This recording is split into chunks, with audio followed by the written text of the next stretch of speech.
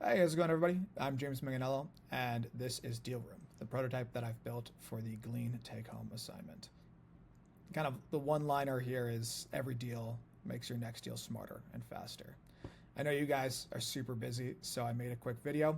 I'm going to walk you through a brief PowerPoint to show off the business context, the user, and the user problem, and then we'll jump into the prototype and finish up with key considerations. So let's jump in. I chose sell-side M&A investment banks as my target enterprise here to solve the problem because they are huge laggard of technology adoption despite owning an immense amount of useful data. I also know that Glean works with a bunch of financial companies in New York City. So, in the sell-side M&A cycle, an investment bank is hired to sell a company. It's a high-stakes, highly structured process. The bank runs the entire sale from positioning the company to finding the right buyer. And at the center of every sell-side deal is one document called the Confidential Information Memorandum. So what is this document? What is the SIM? This is the bank's most important deliverable. It's 50 to 100 page PowerPoint that tells the story of the company being sold. It's the business overview, the financials, the market positioning, growth thesis.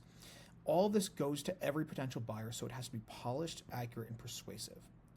And right now, building one from scratch takes about 2 to 4 weeks, and then it can take an additional 3 to 5 weeks to incorporate feedback from clients and internal higher-ups. This is precious analyst and VP time worth hundreds of thousands, if not millions of dollars a year. So who is the user? The person doing most of this work is the mid-level analyst or VP. They sit at the intersection of deal strategy and execution.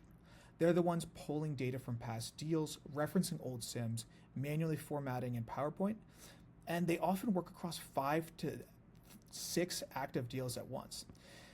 This is who we're building for. And these are screenshots from a couple interviews I ran with a VP and an analyst, but I've talked to a few others and have done a lot of research into the space as well. More of the discovery data is referenced in the PRD.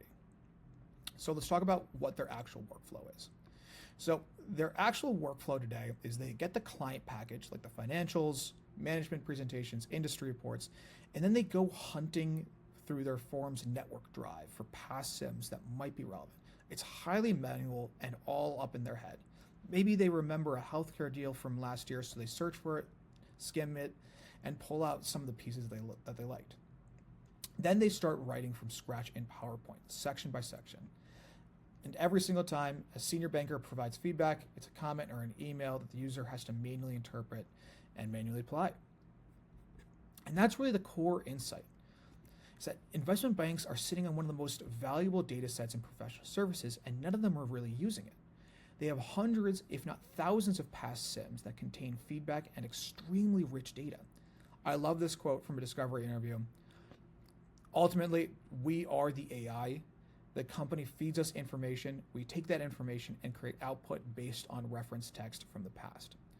The analyst is the intelligence layer.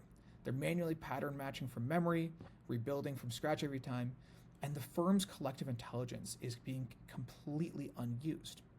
So this creates 3 key pain points that we aim to address. First, the cold start. There's no structured way to go from client data to a first draft.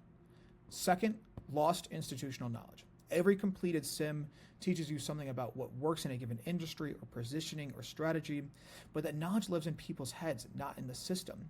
And this means that you lose all of those valuable learnings from collaboration as well. And third, when you go hunting for a new deal with all these past learnings are being wasted, and it's run on instinct, where only 5 to 20% of deals get through. This can all be done smarter. That's where we introduce Deal Room. So I'm going to switch over to the prototype here. So here is the Deal Room dashboard. You can see the associate has a few active deals in progress, each one showing its status, where it is in the workflow, and key metrics. Think of this as home base. Let's start a new deal off to show our MVP of solving the cold start problem, which we would aim to accomplish in 2 to 3 months. So if we go to new deal, you can see that we already have some things pre-filled for us for this prototype. We enter a few key pieces of information, provide a brief description. go through some quick ethical wall checks.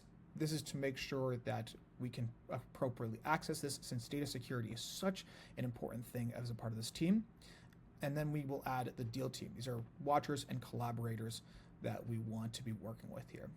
So let's go ahead and upload the sample files here, and we'll have an extracted data preview. Next, this is where we really show off the power of Dealroom. We get an AI summary of the deal that we're trying to create, the sim that we're trying to create, and the AI will automatically match us with the top 3 sims that we can use as reference. And all this provides citations and explanations of how we got to this conclusion.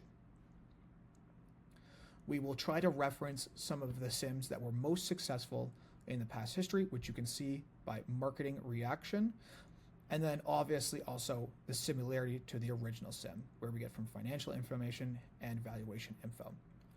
If the user would like to search for any other sim, all of this is all cataloged in our library down below, where they can make their own decisions here. So let's go ahead and move to sim generation. We have our reference sims in mind, and we're going to go ahead and start generating. So you can see that we have all these different sections to our sim, from executive summary, transaction overview, company overview, and basically everything that you would need here. All of this is run with proven source citations and intelligence that shows you where this data came from, so we can build a high amount of user trust. But additionally, we always want to make sure that we are enabling the user to be a human in the loop, that they can manually make updates, and in fact, we really push them to make their own updates. But these can happen with natural language text, as well as manually editing on their end too. But for the sake of time, let's say that we accepted all of these sessions, and we are going to move on to review.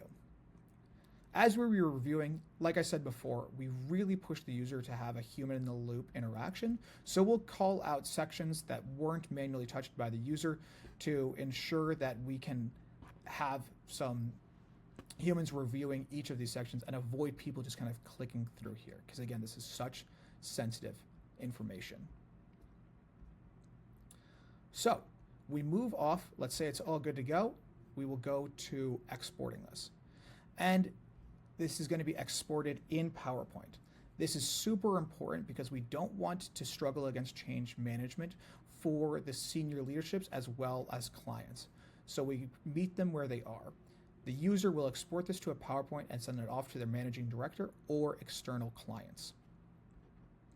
Now, this is part of the MVP. This is phase 1. Now, I'm really excited to show off what we've built for phase 2. This is the collaboration feature, the feedback layer. Like I said, the clients and the senior managing directors will still provide comments in PowerPoint, but then the user will be incentivized to re-download this into Dealroom, where they can get automatic comment implementation that has already been trained off of past deal experience, as well as past learnings from that specific client or that specific managing director.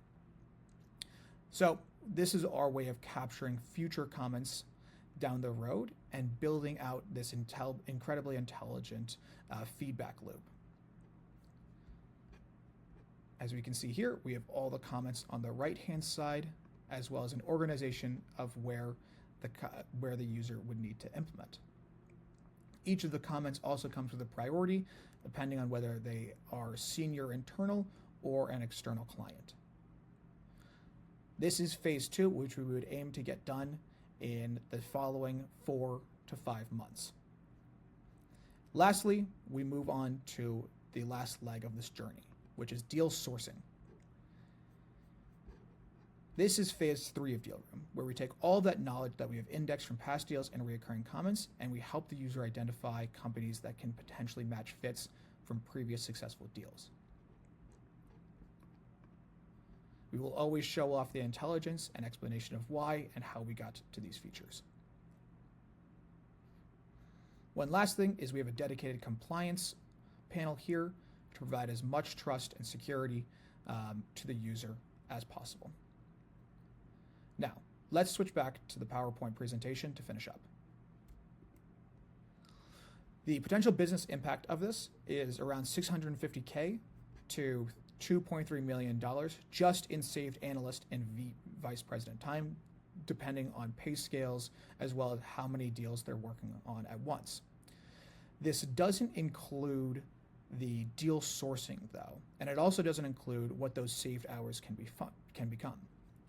To provide a pilot approach to this MVP, we'll start with one deal team across 2 to 3 live engagements to prove time to first draft, and we'll also be monitoring a number of different hallucination and data leakage guardrails that are available in the PRD. Lastly, key considerations and assumptions.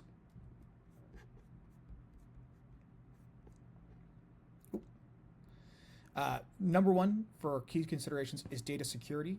This is why it'd be such a good fit for Glean, because this is built in for Glean. Number two is human in the loop. We need to make sure that humans are still reviewing this highly sensitive data. And number three is change management. Like I said, this industry is a laggard for a reason. We do not want to fight against change management, but meet users where they are. Now, the assumptions that we made in going after this is that LLMs will be able to go through 500K token context windows, which is fairly reasonable based on current trajectories. This would mean that we can absolutely parse 120-page PowerPoints.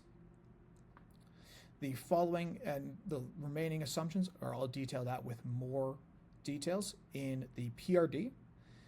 So that's essentially it for us today. This is Deal Room. Thank you so much for our time, and thanks for watching.